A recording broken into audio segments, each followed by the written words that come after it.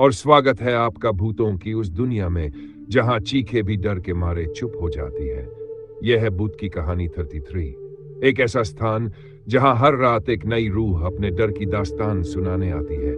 एक ऐसा अंधेरा जहां रोशनी जाने से डरती है, और एक ऐसी खामोशी जहां हर साया कुछ कहता है। तो अगर आप हिम्मती हैं और सच्चे डर से मिलने की चाह रखते हैं, तो दरवाजा बंद कर लीजिए, पर्दे गिरा दीजिए और अपने बिस्तर में इस तरह लिपट जाए जैसे कोई आपको छू न सके, क्योंकि अब आप प्रवेश कर चुके हैं उस जगह जहां से लौटकर कोई वैसा नहीं रहता जैसा पहले था।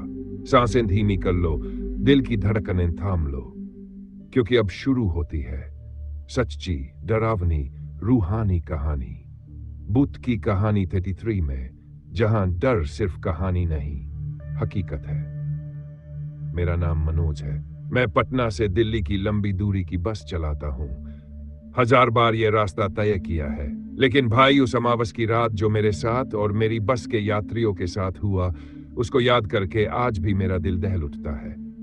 वो रात मेरी जिंदगी की सबसे खौफनाक रात थी। उस रात मैं बस का ड्राइवर था, मेरे साथ कंडक्टर रामविलास भी था, और बस में लगभग सभी सीटें भरी हुई थी। कोई अपनी बीवी बच्चों के साथ था, कोई मजदूरी करने दिल्ली जा रहा था, कोई पढ़ाई करने वाला लड़का था, औरतें भी थीं और बूढ़े बुजुर्ग भी। कुल मिलाकर करीब 50 से ज्यादा यात्री थे। बस पटना के मीठापुर स्टैंड से रात के 8 बजे चली थी और सीधे दिल्ली जाना था। रात का अंधेरा धीरे धीरे घना हो रहा था। आसमान पर एक भी तारा साफ नहीं दिख रहा था। धुंध की परतें बन रही थी और ठंडी हवा खिड़कियों से टकराकर सिसकारी जैसी आवाज कर रही थी। बस हाईवे पर दौड़ रही थी और इंजन की गड़गड़ाहट यात्रियों के शोर में मिल रही थी। बच्चे अपनी मां की गोद में सोने लगे थे। कुछ लोग धीमी आवाज में बातें कर रहे थे, कोई गाना गुनगुना रहा था और कुछ लोग खिड़की से बाहर देख रहे थे। लेकिन मुझे अजीब सा लग रहा था। सड़क पर बहुत सन्नाटा था। आमतौर पर इस समय ट्रक और गाड़ियां बहुत मिलती हैं, लेकिन उस रात सड़क सुनसान थी। मैंने कंडक्टर रामविलास से कहा, अरे यार, आज हाईवे बड़ा खाली खाली लग रहा है, कहीं कोई ट्रक नजर नहीं आ रहा। उसने भी बाहर झांक कर देखा और बोला, हाँ भैया, सही कह रहे हो, लगता है अमावस की रात का असर है, लोग लंबा सफर टाल जाते हैं।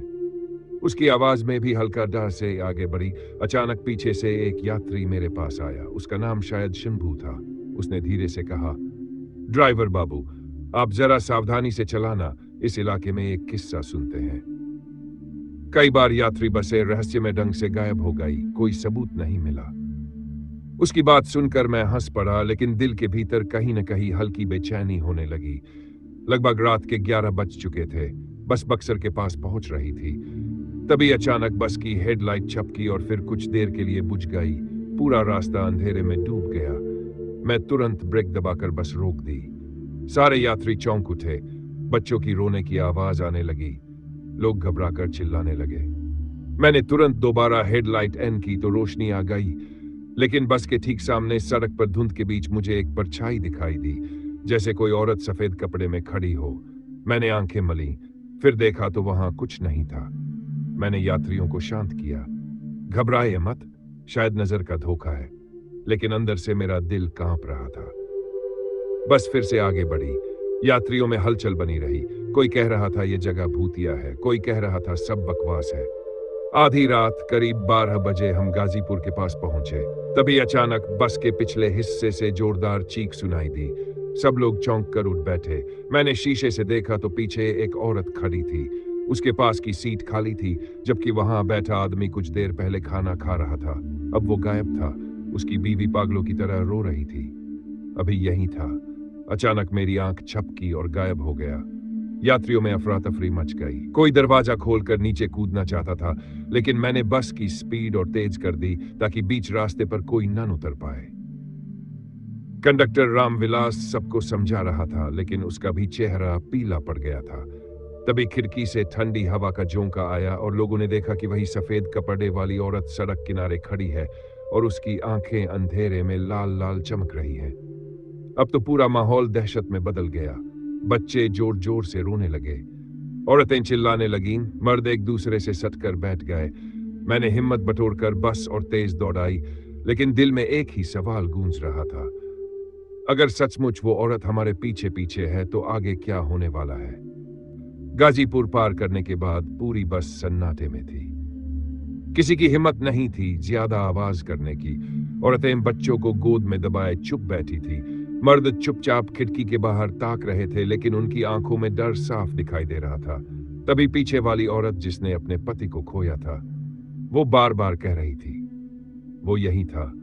मेरी आंखों के सामने से गायब हो गया। उसे किसी ने खींच लिया। उसकी सिसकियां पूरी बस में गूंज रही थी। मैंने रामविलास से धीरे से कहा, कुछ गड़बड़ है, पर मुझे गाड़ी रोके बिना दिल्ली पहुंचना होगा, वरना और लोग मरेंगे। लेकिन दिल ही दिल में मैं भी कांप रहा था। रात का समय 1:30 बज चुका था। बस वाराणसी की तरफ बढ़ रही थी। तभी अचानक सामने सड़क के बीचों बीच वही औरत फिर से दिखाई दी। सफेद साड़ी, खुले बाल और चेहरा जो धीरे धीरे साफ होने लगा था। उसकी आंखें लाल थी, मुंह से खून टपक रहा था और वह दोनों हाथ फैलाकर बस रोकने का इशारा कर रही थी। मैं हिम्मत करके एक्सीलरेटर पर पैर रखे रहा और बस उसके आर पार निकल गई। लेकिन जैसे ही मैंने शीशे में देखा तो वो औरत अब बस के भीतर खड़ी थी, बीच वाली गली में, जहां से लोग चिल्ला रहे थे और भागने की कोशिश कर रहे। पूरा बस का माहौल पागलखाने जैसा हो गया। कोई खिड़की तोड़ने लगा, कोई सीट से नीचे घुस गया, कोई जोर जोर से भगवान का नाम लेने लगा। मैंने ब्रेक मारा, लेकिन तभी औरत अचानक धुएं में बदलकर गायब हो गई। और उसके ठीक बाद देखा तो एक और यात्री अपनी सीट से लापता हो चुका था। अब बस में दहशत और गहरी हो गई थी। मैंने बस की रफ्तार और तेज कर दी, वाराणसी पार किया और रात के 3 बजे हम प्रयागराज इलाहाबाद की तरफ पहुंच रहे थे। तभी बस का इंजन अजीब सी खरपटर करने लगा और धीरे धीरे गाड़ी रुक गई। हाईवे पर एकदम सुनसान जगह थी, न कोई होटल न कोई ढाबा, चारों तरफ बस जंगल और धुंध। मैं और रामविलास उतरकर इंजन देखने लगे, लेकिन कुछ समझ नहीं आ रहा था। तभी यात्रियों ने चीख मारकर कहा, ड्राइवर जल्दी अंदर आओ, वो औरत फिर दिख रही है। मैंने सिर उठाकर देखा तो सचमुच वो औरत अब सड़क पर नहीं बल्कि पेड़ों के ऊपर खड़ी थी। उसके बाल हवा में लहरा रहे थे। उसका मुंह इतना बड़ा हो चुका था जैसे किसी आदमी का सिर ही निगल लेगी। हम दोनों भागकर बस में चढ़ गए और इंजन बिना चाबी घुमाए ही अपने आप चालू हो गया। जैसे किसी अदृश्य ताकत ने गाड़ी स्टार्ट कर दी हो। मैंने स्टीयरिंग पकड़ा और बस तेजी से आगे दौड़ने लगी। पर अब मैं खुद महसूस कर रहा था कि स्टीयरिंग पर मेरा कंट्रोल कम होता जा रहा है, जैसे कोई और मेरे हाथ चला रहा हो। रात के 4 बजे कानपुर की तरफ पहुंचते ही बस के अंदर का माहौल और डरावना हो गया। अचानक पीछे बैठे एक बच्चे ने जोर से कहा, माँ देखो ना, ये आंटी हमें बुला रही है। सबने मुड़कर देखा तो वही सफेद साड़ी वाली औरत खिड़की से आधा शरीर अंदर किए बैठी थी। उसके हाथ में उस औरत का पति था जो पहले गायब हुआ था, लेकिन उसकी आंखें फटी हुई और शरीर लटकता हुआ था, मानो वो लाश हो। पूरा बस कांप गया, लोग बेहोश होने लगे, कोई दरवाजा पीटने लगा। मैंने तुरंत भगवान का नाम लिया और सामने जैसे ही सड़क पर छोटा सा हनुमान जी का मंदिर दिखा, मैंने बिना सोचे समझे बस सीधे मंदिर के सामने रोक दी। मंदिर छोटा था, लेकिन उसमें जलती हुई लालटेन और घंटियां साफ दिख रही थी। यात्रियों ने बिना देर किए दौड़कर मंदिर का आसरा लिया।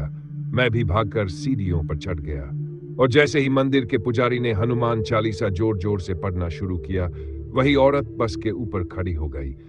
उसने इतनी भयानक चीख मारी कि बस के शीशे चटक गए। उसकी आंखें खून से भर गई, लेकिन जैसे जैसे चालीसा की आवाज तेज होती गई, उसका शरीर धुएं में बदलने लगा और अचानक वो गायब हो गई।